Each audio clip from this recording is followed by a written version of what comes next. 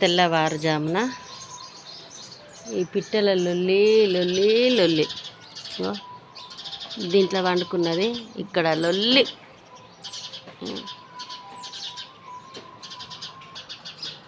తెల్లవారుతుంది ఇప్పుడే, మంచిగా అనిపిస్తుంది చీకట్లో లేస్తే.